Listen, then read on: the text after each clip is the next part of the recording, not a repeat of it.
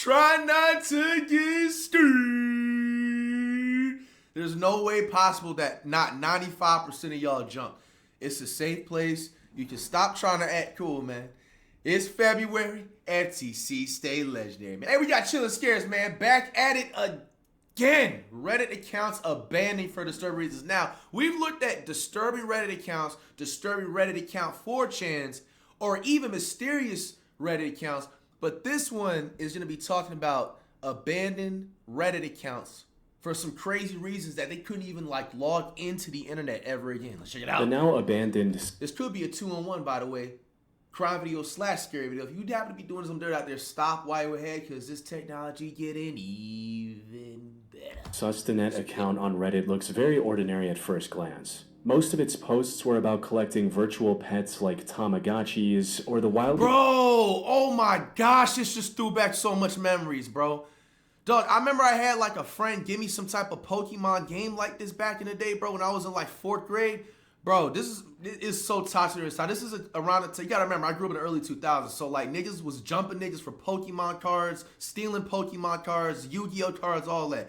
Bro, I kid you not, dog. This is the most even strangest unsolved, missing Pokemon video game I've ever had in my life. So, nigga, I'm waiting for the bus to come, right? So I had, I forget, I think it was all black. It wasn't sparkly like this. Bro, I literally put it to the side of me, and usually how the bus stops, it's not like a bench you're sitting on, but it's kind of like a curb you're sitting on. So I'm sitting on the curb, and it's probably 4 kids next to me, and there's probably 5 kids next to me. Bro, I kid you not, bro, I put this damn Pokemon thing right to the side of me, bro. I kept it there for 15, 20 seconds. Bro, right when the bus is about to go, my nigga, I get up, and I try to find that bitch is gone, my nigga. Who took my damn Pokemon thingy, bro? Who took this, bro, back in the day, dog? You didn't have to do that. And you know what the crazy and cold part about it was? I already accepted that it was stolen. I already accepted the defeat. I didn't even try to scramble. I didn't even try to look for it. None of that stuff. You know what I'm saying? It could have possibly maybe been under the little mulch or something like that. I didn't even bother, bro. I know someone took that stuff, bro. And whoever did that, bro, you the sneakiest Sly Cooper from back in the day. Yo, elite game pool, by the way. But no, bro, that was foul. Whoever took that, bro, I hope you got some serious karma, bro. That made me mad and sad, because that was literally a gift from somebody that, it was somebody I was just really cool with back in the day in school, and he just gave me that as a gift, bro. I believe his name was Roberto. I think his name was Roberto. You know what I'm saying? By the way, I hope you're doing good in life, man. The popular tabletop war game, I want to know who took that from me, bro. Because, bro, one thing about me, dog, if somebody gifts you something, sometimes, man, it means a lot more than you actually going out and buying it yourself. 40,000. So, I don't know if anybody cared about this story, but all right. More specifically, Sustanet was interested in painting Warhammer minifigures and sharing his work on the internet. On the 1st of November 2020, he shared another one of these minifigures on the Warhammer subreddit. But this one was a bit different. The finished product. My girlfriend's 9-year-old daughter planned and painted this scheme, with a bit of help from me on the helmet and small bits. She is very proud, and it looks pretty darn good. This post didn't receive much attention at the time, but the few replies it did receive were very positive. Your girlfriend's 9-year-old daughter paints better than any pro painter I've ever seen on eBay. Great work. She should be proud. That's definitely a lot better than some stuff I see from adults. But more recent comments had a much different tone. Have a horrible time in jail. She would have been an amazing artist. She could have grown up to be such an amazing artist if she wanted to. I'm sorry, Maddie. At first, it's unclear what they're referencing, until you look a bit further. The incident started on February 26, 2024. At around 4:30 p.m., Jennifer Soto went to the Hunters Creek Middle School in Orlando, Florida to pick up her daughter Madeline, or known to most as Maddie. But when she asked for Maddie, school staff told her that her daughter never arrived that day. What? Jennifer initially presumed that Maddie must have gone to her grandmother's office, which was close to the school. Unfortunately, she wasn't there either. So she began searching for Maddie in the surrounding areas on her own, and also told someone to call the police.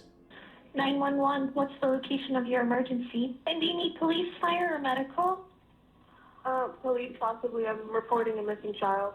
Maddie was officially reported missing at around 8 p.m., triggering an immediate search and rescue effort. Over 50 members of the emergency response team went door. Okay, now, quick question. How did you, now, because it's 2024, because they was doing this when I was going to school. If you, especially, maybe, a few teachers who probably wouldn't really care and mark that attendance. But, bro, the technology was already been upgraded where it's if you miss a certain class, there was automatically an automated call. If the teacher didn't upload, you being present in that class that day, there's like an automatic uploaded call or automated phone call, you know what I'm saying, to the house phone or whatever the phone number is on file. All right, and let's just say the parents didn't give the school the number and stuff like that. Like, I don't know, like, this kind of sketchy, bro. Like, you wait all the way damn near until 7, 8 p.m., you know what I'm saying, to report a missing child at school usually starts at, like, what, 7, 8 a.m.? You didn't notice that something was sketchy that whole day? The door in the neighborhood, asking if anyone had seen Maddie earlier that day. However, despite looking for her all night, they couldn't find a single clue about her whereabouts. The person who dropped her off at school was Jennifer's boyfriend of 7 years, the owner of the Sustenance Reddit account, Stephen Stearns. When asked about it, he claimed Maddie asked to be dropped off a few blocks away from the school so her friends wouldn't see her in Stephen's old car.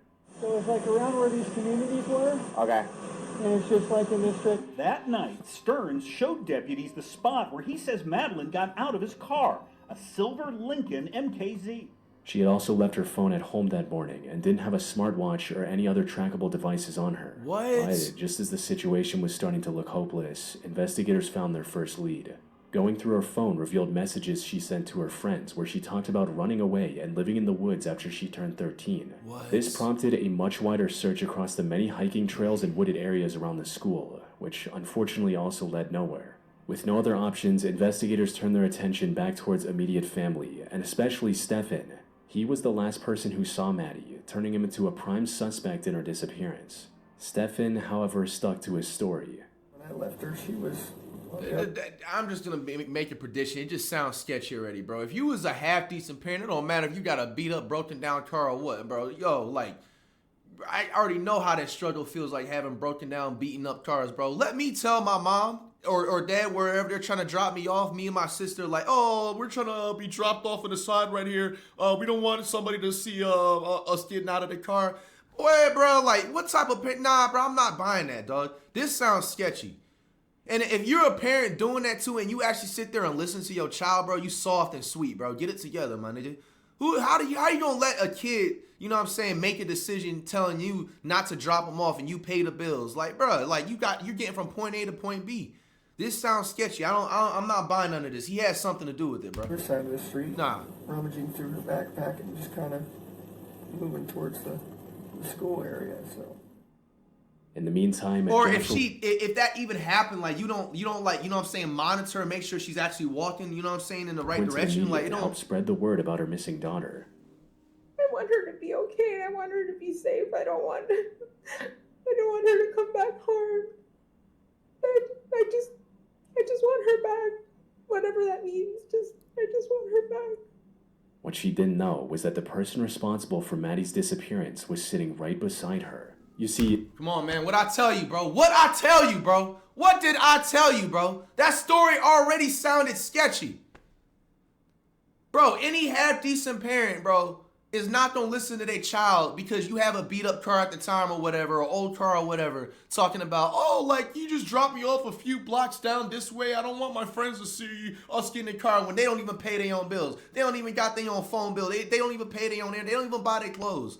You know what I'm saying? Like, and check this out. If you happen to be in school, because I know there's a good amount, you know what I'm saying, that's still in school watching this, and you, let's say you happen to have a situation like that and your friends make fun of you, they're not even your friends to begin with. How dare they even try to flame you for what vehicle you getting dropped off in when they don't even drive? You know what I'm saying? They don't pay not one single bill in the house. And no, going to McDonald's after school or something else does not count as paying bills. So don't ever let them try to, you know what I'm saying, play you and make fun of you for that, bro. I knew that story was sketchy, bro. Stephen told the officers about multiple locations he went to after dropping off Maddie before returning home, including a vape shop and a game store. But when officers checked CCTV footage, they saw him driving in the area, but never entering any of the places he claimed to have visited, almost as if he was just creating potential alibis in case he was ever questioned. CCTV footage around his apartment complex also showed him making a stop and discarding items into a dumpster before driving away, something he didn't mention at all during questioning. When investigators checked the dumpster, they found a school backpack containing Maddie's purple hoodie and her school laptop. This resulted in Stephen getting arrested on the morning of February 28. But many aspects of the case were still unknown. The final piece of the puzzle was discovered on February 29th when police discovered CCTV footage of Stephen driving with Maddie strapped in the front seat. However, she was slumped over, indicating that she was likely knocked out. This made even more sense when investigators also found a purchase record of him buying sevoflurane from Walmart 2 days before Maddie went missing. Sevoflurane, for those who don't know, is a medical anesthetic similar to chloroform. Footage from a hotel's parking lot also showed him taking her out of the front seat and putting her in the trunk.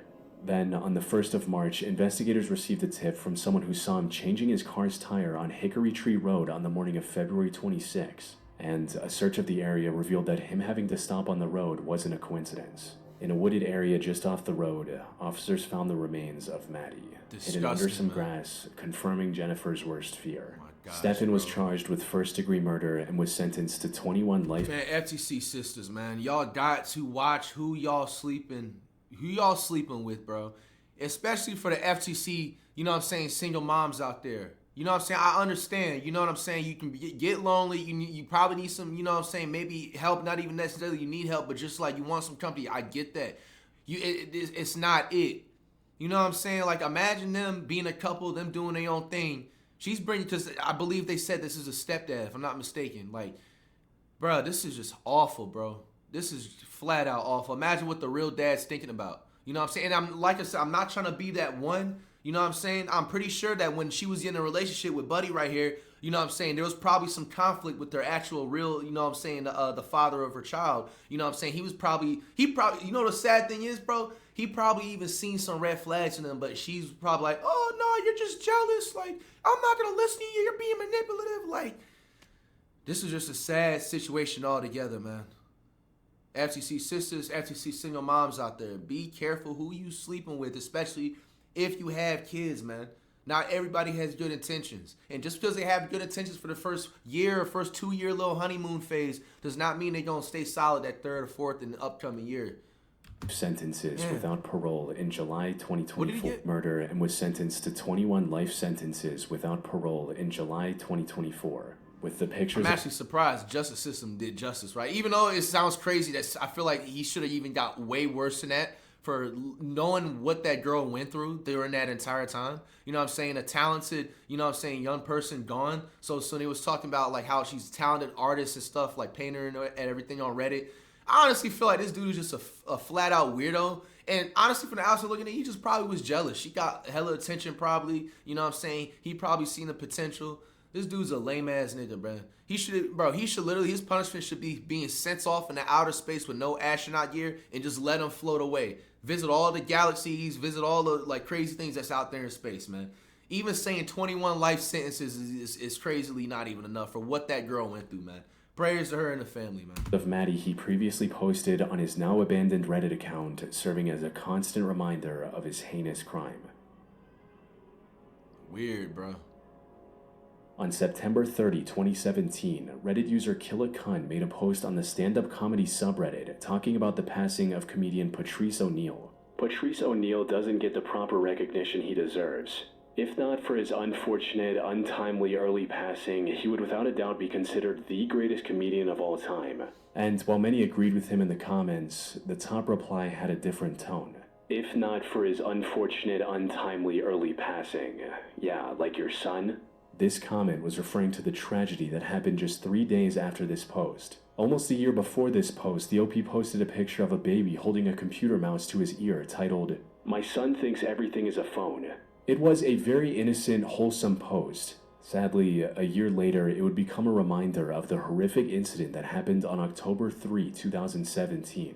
That day, 27-year-old Christopher Kuhn, the man behind the KillaKuhn account, took his then 2-year-old son to the Levittown Town Center Walmart in Pennsylvania. But he wasn't there to shop. Immediately after entering the store, Christopher tried to shoplift a $228 soundbar. He was confronted by security officers trying to stop him from leaving. Security also called the police, resulting in him getting more scared, shouting, "You can't hold me here," and rushing back to his car with his 2-year-old son. The son climbed into the back seat, leading Christopher to make the worst mistake he could have made in that situation.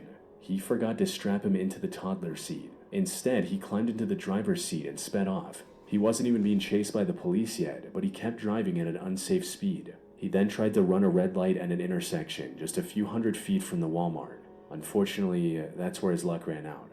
In an effort to flee the scene, he T-boned another vehicle, resulting in his car rolling over. Christopher himself was buckled in, allowing him to come out of the crash with minimal injuries. Sadly, his son was ejected from the car and landed violently on the roadway, passing away on the spot. Bro. Yo, you going straight to hell, bro.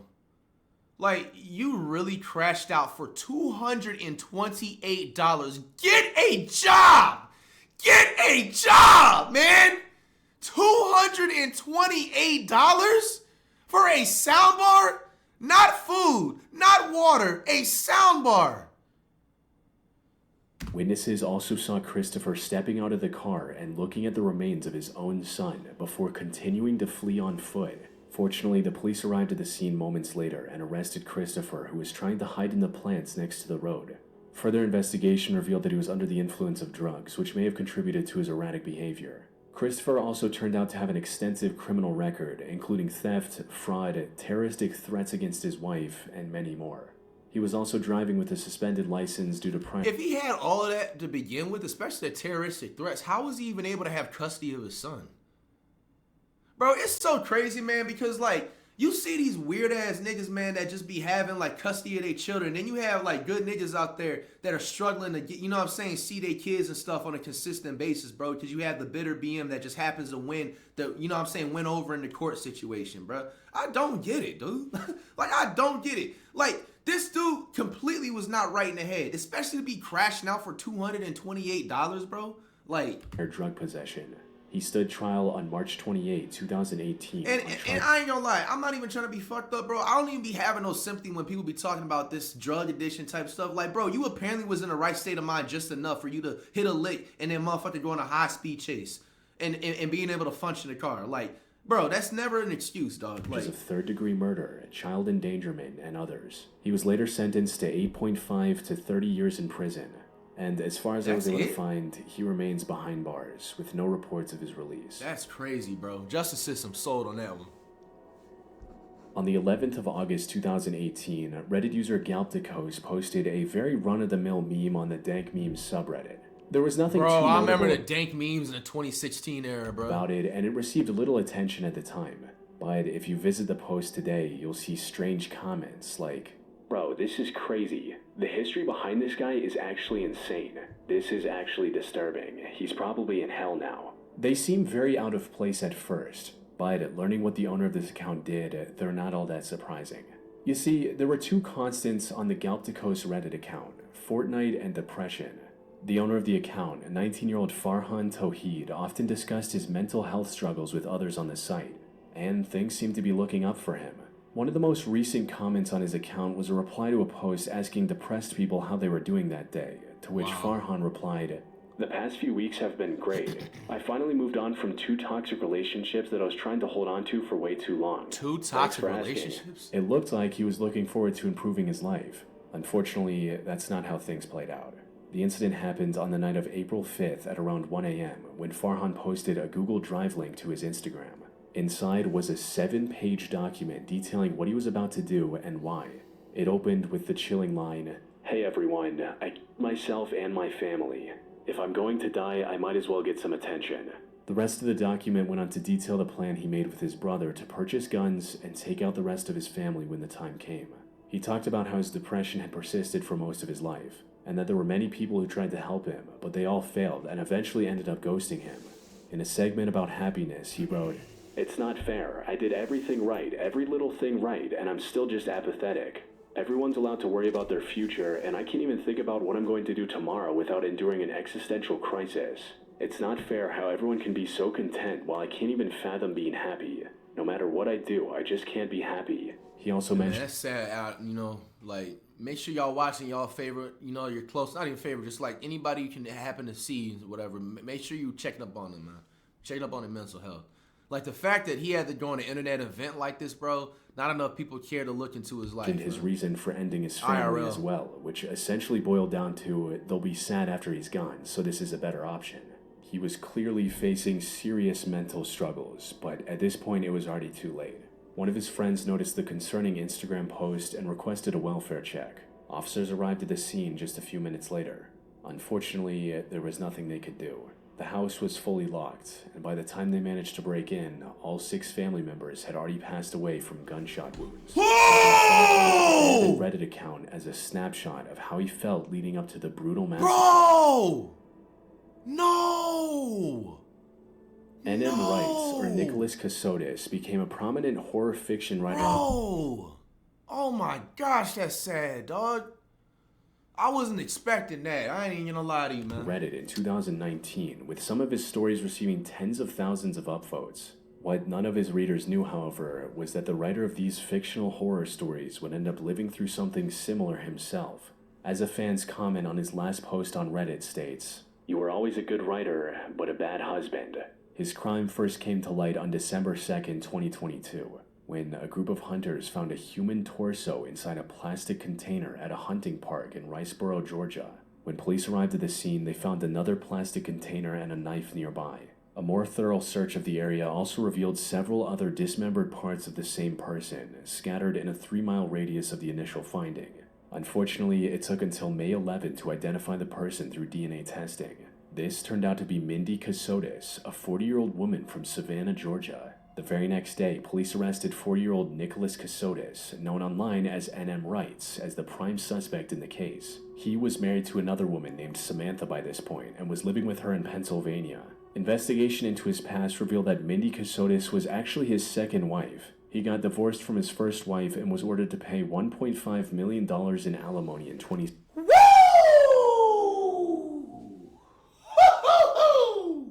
Hell nah!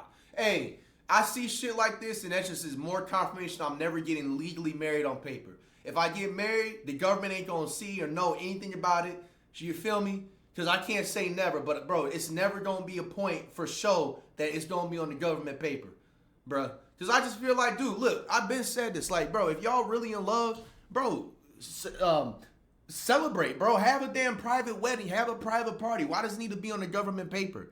You know what I'm saying? If the dude and y'all is locked in, bro, he's gonna mess with you and take care of you regardless. Why do you need to have it on paper? And especially if you don't even want to sign a prenup. And just to let you know, too, there's always loopholes around the prenups, too. So, you know what I'm saying? Be careful about that, bro. Bro, 1.5 million? Woo! Bro. 16. But instead of paying the amount, he went on the run and married Mindy the same year. They ended up moving to many different places over the years, eventually settling in an Airbnb with her parents in Savannah, Georgia. Then, on the 1st of December 2022, he told her parents that she went to the hospital for high blood pressure related issues. There, the situation got worse, and she ended up passing away due to a stroke. Not long after that, he moved to Pennsylvania to marry Samantha, his now 3rd wife. This appeared to be a very Yo, this nigga was on a tour, open man. and shut case of him taking the life of his wife and running away to a new location to hide. He stood trial on August 5, 2025, and that's when Bro crashed out, man. He knew his life was coming literally to an end, bro. Like, he about to get stripped of all that guap, bro. Like, came out with his version of what happened, which to any of his readers sounded like another one of the fictional stories he used to write on Reddit. According to Nick, his name appeared in a 2016 article about exposing a scandal in the US military. Looking through that article now, it shows that his name was only mentioned in passing and had little to do with the scandal. But according to Nick, he started experiencing strange occurrences after this mention, like unauthorized charges on his bank account or mail disappearing from his mailbox. So he contacted the FBI, and that's when he met an FBI agent named Jim McIntyre.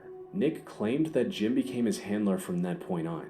He managed his finances, helped him move several times to avoid the powerful people who were after him, and even helped him sell one of his horror stories to Sony. Jim even went as far as to get him a remote job at a software company. This resulted in him and Mindy fully trusting Jim and doing everything he said, even sticking with him through disagreements.